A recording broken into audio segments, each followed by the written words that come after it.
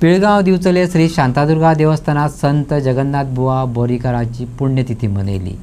गावात ताच्या प्रतिमेची पालखी भोंवडायली। तशेंच बोरयेकरांनी भजनानंद दिलो। पळयात तो सुवाळो।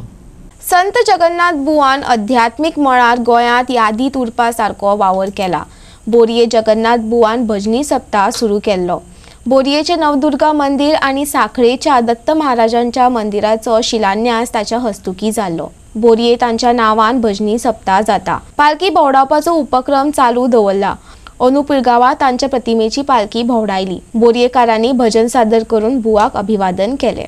संत जगन्नाथ बुवा बोरीकर हे बोरीत येऊन आता जवळजवळ 145 वर्ष झाली आणि 1860 मध्ये त्यांनी बोरी गावात समाधी घेतली।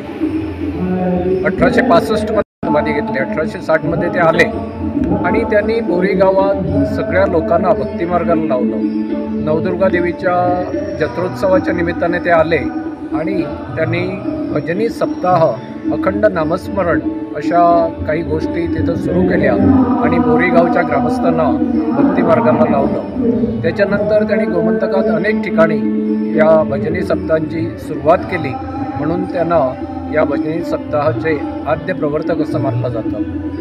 गोव्यात 2 देवळांचा त्यांनी जीर्णोद्धाराचं काम हातात घेतलं। त्याच्यामध्ये बोरीचं नवदुर्गा मंदिर आणि साखळीचं श्री दत्त महाराजांचं जे मंदिर आहे त्याचं शिलान्यास त्यांनी त्या काळी केला।